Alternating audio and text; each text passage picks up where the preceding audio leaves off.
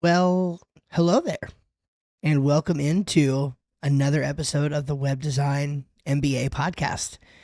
It's been a little while, and I wanted to say hello again and thank you for giving me some unplanned, unexpected, but much needed time off from this podcast. It is the beginning of February, and wow, it has been a wild ride since my last episode, since the last time that we chatted. It's been really something.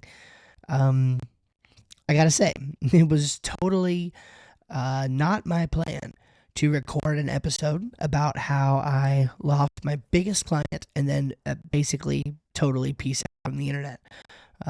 That was not something that I had intended on doing, and I realize it probably looks bad. It looks funny. People probably think that, I lost everything. I left the business, became a total failure, shut down the podcast, and I'm, doing something else now. It's quite the opposite, actually. By God's grace, very soon after I published that podcast, I closed 5 incredible deals, and I've been working hard with my team on actually getting those deals done and getting those projects delivered, and all this while continuing to manage the sales pipeline. I think I've got like 7 potential projects in there right now. So life has been a total and complete whirlwind. Also, during this time, I have taken on a few new coaching clients and been working with them to get their businesses stable and beginning to really make some progress. And so, all that to say, I am back now. I plan to continue recording the podcast weekly, Lord willing. And, I'm just excited to get back down to helping you continue to build a thriving web design business. And here's one thing I've learned, and I've said this before, and I'll say it again. I always endeavor to share the truth with you on this podcast, right? I don't see myself as some unrelatable guru who climbed the mountain 10 years ago and now he's coming back to share all those things that he learned. Many of you, I'm just a few steps ahead. And there's lessons that are valuable that you can learn from me that you just can't learn from other people. And so I make no bones about that. I don't try to be something that I'm not, and I don't try to share that I'm something that I'm not. I think that I have value in my experience that I can help you with to help you understand things that are going to happen in your business and help you deal with situations that are going to happen in your business. That's another reason why I'm not just a coach. I'm not just a course creator or something like that. I'm a practitioner. I do this. I'm in the trenches with you every single day, and I think that is an important part of what I do. So here's what I'd like to do. This episode is actually going to focus on dealing with overwhelm and anxiety in your business.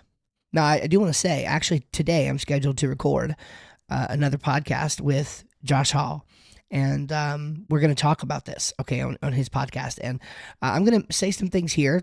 Some things might get repeated on that podcast, but I'll say this. Josh has a way of drawing things out of you, and you just never know where the conversation is going to go with Josh. You know where it's going to start, but you don't know where it's going to end. And so I guarantee there's going to be some incredible lessons that come out of our time in that podcast. And I'm not sure when it'll go live, but I think there's going to be some incredible lessons that'll come out of that to listen to that are separate from this. So we're going to start at a similar place, but I guarantee we're going to end somewhere entirely different. All right. So here's what I want to do. I want to help you deal with what happens when the inevitable strikes and you have to deal with overwhelm and anxiety in your business. Again, we're all humans here. We have real needs. Many of the guru types online also have real needs. And sometimes they're not as forthright about mental health struggles and just things like that are going on. And I think that that's a detriment to their audience. And so you should know when things are up. You should know when things are down. In fact, that's one of the reasons I was able to build trust so fast, I think, with Russell Brunson. Russell Brunson is a marketing expert. I mean, he's the expert to the experts, if you will. He's the coach to the coaches, right? He is, fair to say, probably one of the most sought after and knowledgeable marketers on the internet today. And it all started, well, not everything, but his sort of modern creation of ClickFunnels and his sort of modern rise to popularity on the marketing scene really came as a result of his podcast that he started literally at the worst time you would ever think to start a podcast about business and marketing. His business was failing. He had just majorly downsized. They were surviving barely on a thread, and that's when he started. So, there's just something to this idea that beauty can come from ashes, that overwhelm and anxiety can be just around the corner from success and abundance and lightheartedness and just feeling light and feeling good about what you're doing. Sometimes it can happen on the same day. I mean, the day that I had what I'm calling my meltdown. So let's zoom out a little bit. So, was it in November? No, it was in early December. And, I had by this time made peace, with the fact that that client had left, right? The numbers in our business looked a little different than I wanted them to look. And then just a week or two later, some deals started to surface, some new ones, and then some old ones that we had been working on throughout the year had sort of resurfaced. And it was starting to look like we were getting to, again, by the grace of God, be very busy.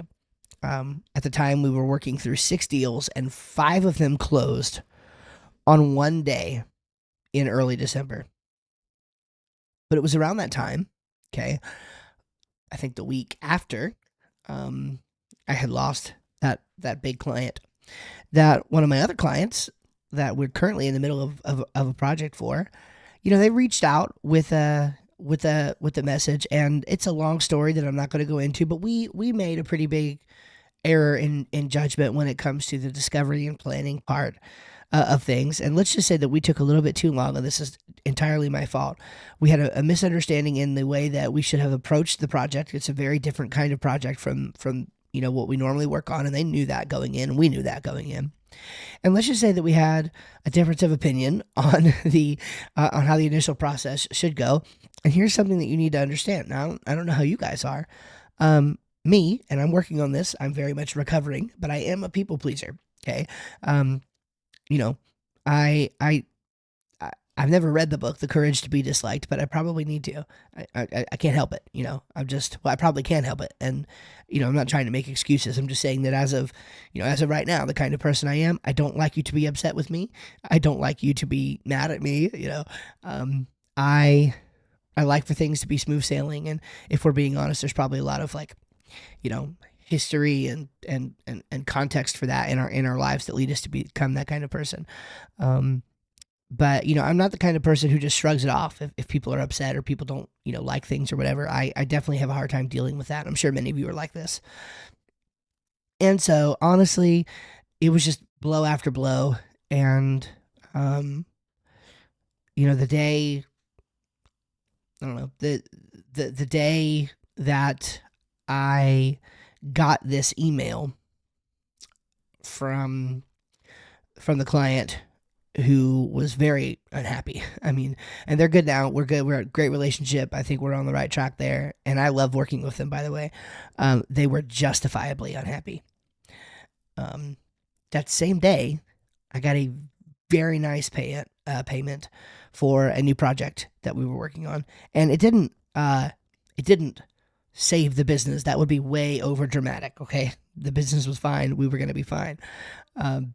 But it was just an irony that on the same day that I was just overwhelmed with anxiety from this situation with this other client, that basically 5 other deals closed, and then I received a big payout for a project on that same day. The biggest single payment that I had ever received in my business, by the way. That's worth mentioning. And I went and I ranted in Josh Hall's Web Designer Pro group. And because these are my friends, these are my people. I've been doing life with them and business life with them for 4 or 5 years now. And somebody just turned the lights off on me. If you're watching on YouTube, let's get Alexa to turn those back on real quick. Okay, we're back, and with lights, a little bit different color lights, but that's okay. So these are my people, and so I was just kind of bearing my soul and my heart out to them, and saying, how business is so crazy. Like, how can you feel like a success and a failure at the same time? It was the weirdest thing. I felt like such a failure and such a success on that one day. And it was just so overwhelming. And so I sort of had this, this meltdown moment, if you will. And I got so encouraged by what the people said to me in that group. Just, again, many people that I had been friends with for a long time. Hey, you got this. It's okay. Happens to the best of us. Some people who are avid listeners to this podcast who were coming in and saying, hey, man, you've helped me in such big ways. Like I know that we're going to hear all about your success story in, a few months' time and all this. And it was just so encouraging. And so there are a few things that this whole experience has taught me. Of course, I had to get to head down in the work, to deliver on these projects. And admittedly, the podcast unexpectedly fell by the wayside. I intended to get back to it, but the amount of work that I had to do was a lot, and I was wrapping my head around it, and I was working long hours. I still am, but I was working really long hours. And I was like, you know what? With holidays coming up, lots of travel coming up as well, delivering on these projects, I hate to do it, but I really just need to take a little break. And so I did. I took a break from this. I also took a break from my ministry podcast. I didn't announce the break. I'm sorry about that. But that's what led us to where we are now. So there's a few things that I sort of took away from this process. And look, if I get a if I get a mad email from a client today, Lord willing, that doesn't happen. But if I do, I'm going to get that anxiety again, right? I don't want to, and I'm working through that.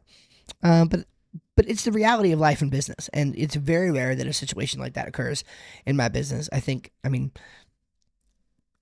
maybe 2 or 3 times in the entire life of my business have I had a day ruining email like that one. And again, I'm not blaming them; it was totally my fault. But that's a pretty good track record in 8 years of business full time for myself. Well, I guess, 9 or 10. Man, it just keeps adding up. Anyway, that's a long time to go to only have 2 or 3 day ruining emails, and then be able to recover fairly quickly. And so I'm grateful for that. But look, sometimes it happens. And so what do we do when we've got this overwhelm and this just anxiety that we've got to deal with? All right, let me talk you through some of the ideas that I came up with and some things that I've learned here. So first of all is this concept of the illusion of control. We don't have control over many of the things that we really wish that we had control over. And the older I get, the more I grow in wisdom, the more I grow as a business leader. Frankly, the more I grow in work of doing the ministry and being involved in my church and all of those things, the more books I read, the more I learn that we spend a lot of time, and there are a lot of people who teach that you should try to have control over outputs and outcomes. And the reality is that for the most part, we can't do that. We can't control other people, even manipulating people into a sale, right? Talk about this idea of salesmanship and manipulation. You still can't control them, right? Now, by the way, you should not manipulate people in sales. But again, it's this idea of making somebody feel like they should be in a buying mood is about as good as you can do, right? People don't do things, in large part, at least not things that they're happy about and feel good about, that they feel forced into or arm wrestled into. And so you can't control them. You can't control many of the outcomes that happen. But what you can control are inputs. So this is where, when it comes to goal setting, I'm very much a fan of goal setting based on inputs rather than results, right? Hey, I I did this today. I attended a networking event this week, not I got a new client this week, right? I attended a networking event this week, and if it leads to clients, fine. But do the things that you can control, because the more that you focus on the things that you can't control, the more burned out, overwhelmed, and anxious that you get. And it will feel like you're spinning your wheels with this because nothing's happening, or at least the things that you want to happen are not happening. You can't just magically make the goal, oh, I'm going to get 5 new clients this month. Okay, if you can make that goal, and if that kind of goal motivates you, fine, but you still then have to back up and say, well, what are the necessary inputs that I need to do in order to get the result of 5 new clients this month? Does that make sense? And so that is just not going to happen without a focus on inputs. So spend more of your time thinking about setting goals around and manipulating inputs rather than thinking through and manipulating and spending time on outputs. And I think that will make a dramatic difference. Okay. Next up is to say no for a season. When all this went down, I pretty much made a decision, and I told my wife, we talked about this, and I talked about it with a few different people, that this year was going to be the year that I learn how to say no to things. So I've called it the year of no. I've already exercised this a few times now, and it's gone pretty well. I'm staying laser focused. I have some goals in mind and some things that I want to get done. And, on the other hand, some things that I know I could very easily be distracted by. And I'm not allowing myself to get distracted by those things. Sometimes when things get real, you just have to put your head down, get to work, put the blinders on. Like, I had to slow down my team's work for a while and dig into the deep end when all this went down. And look at just being completely transparent. Right now, I'm still more involved than I even want to be in the delivery of projects right now. But I'm also doing that out of a genuine concern for leading my team well through these transitions, right? So what did I have to do? I had to say no, right? To some other things, like the podcast, for example. The podcast pause, and again, sorry for the lack of notice there, but again, I had to pause it because it just didn't make sense. It just didn't fit. There just wasn't enough time in the physical day, nor was there enough time for me mentally to be able to wrap my head around managing the podcast too. And so I had to take a couple months and get all that figured out and get on a rhythm and a schedule that made sense. And so here I am recording a podcast. Okay. Say no for a season. Be willing to do this. Next up is to have a support system.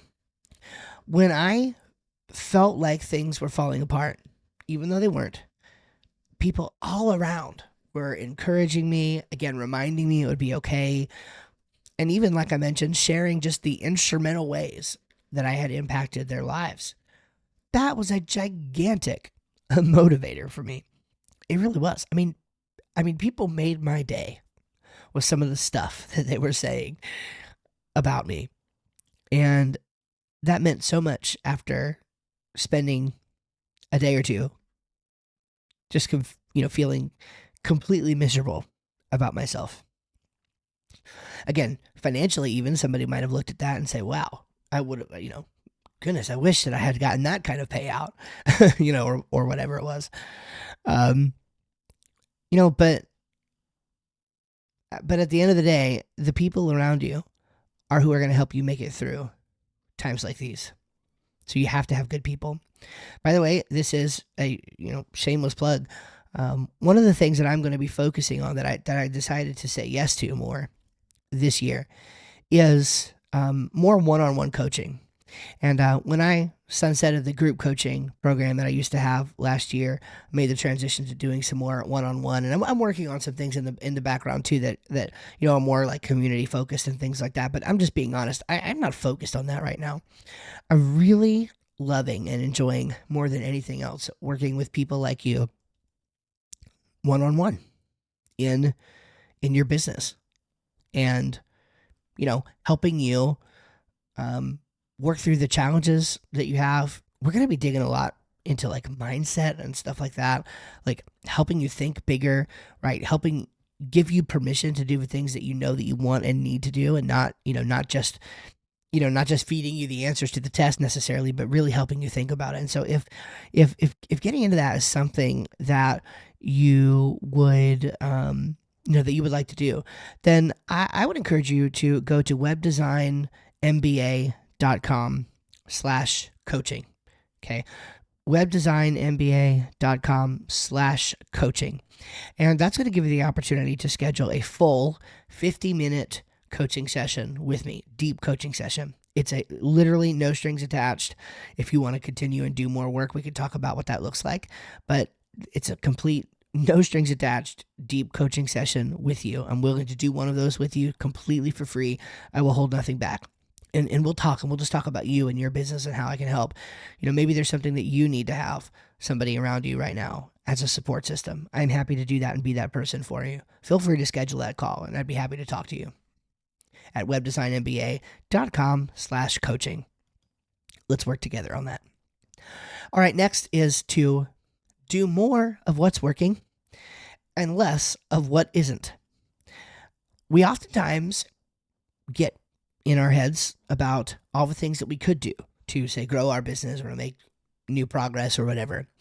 And the reality is that the quickest path to success is usually to just double down on what is either already working now or has worked for you in the past, even if it's a little bit more uncomfortable or less ideal. So, for example, the big one is always, I need more clients, right? I need more work. So if you need more work now, and in the past you've gotten business from networking groups, go visit those networking groups, right?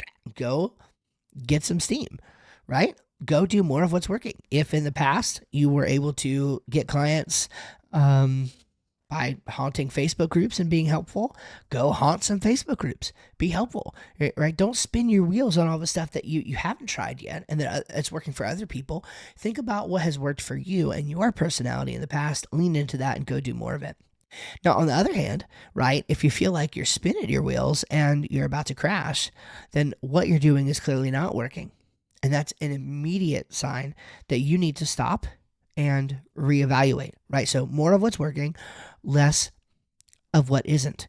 If there are things that you're doing that are just not working, you need to stop them. You have permission. It's okay to stop, right? Quitting is not a bad thing. Quitting the right things at the right time is a good thing. And on this note, this is a helpful point that I got from Dan Sullivan. This idea of procrastination. Dan had a podcast for a while called The Joy of Procrastination. It's fantastic. Procrastination is a huge blessing. If you're procrastinating, it usually means, not always, but usually it means that you don't want to do the thing, whatever it is. And if you don't want to do it, a lot of times that's a good sign that it's not within your skill set or wheelhouse or desires. Now, again, sometimes we just have fear that holds us back, and there's there's some crucial steps to go through to determine, well, is this really just fear holding me back, or is this really something that I shouldn't be doing, that I should work hard to pass off to somebody else? Okay, but basically, don't play somebody else's game. This is your game. You can do it your way. Don't feel this pressure to do something that other people do or that one other person is doing or told you to do. And that's why, for me, coaching is less about, at least I want it to become more like this, less about telling you what to do and more about just helping you discover the right thing for you. Let me give you one final thought here before we sign off for today, and that is to simply lock in. Lock in. This is a phrase that became popular in our church around 2 years ago when, unfortunately, we had our pastor leave due to an unfortunate situation. About 8 months later, we voted in a new lead pastor who was our current, at the time, he was our current youth pastor. We voted him in as lead pastor. And I kid you not, 2 weeks into that, another unfortunate situation happened, and he was no longer our pastor. And then just this last December, we voted in our new pastor, and we've been working with him, and it's been a blessing. Okay, but during that time, that 18 months, roughly 20 months or so, that we had this struggle, the two words "lock in" became like our mantra. We locked in rather than saying, "Oh, we're defeated, we're down and out, this thing's never going to get back on track. We embraced it.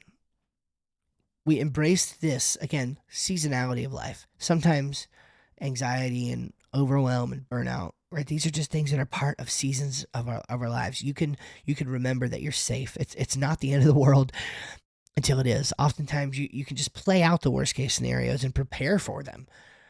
Thankfully, you very rarely have to actually live them. So lock in, right? Lock in, move forward. Don't get stuck. Don't get bogged down like so many of us are wont to do. It's okay to slow down, reevaluate, say no for a time, but ultimately lock in, move forward, and go. I hope this episode helps you. I'm excited to be back, and Lord willing, again, we keep this regular cadence again, and we spend a lot of time talking this year. Again, I'd love to have that one-on-one conversation with you if you're open to it. webdesignmba.com/coaching. Let's talk. Thank you, guys. We'll see you in the next episode of the Web Design MBA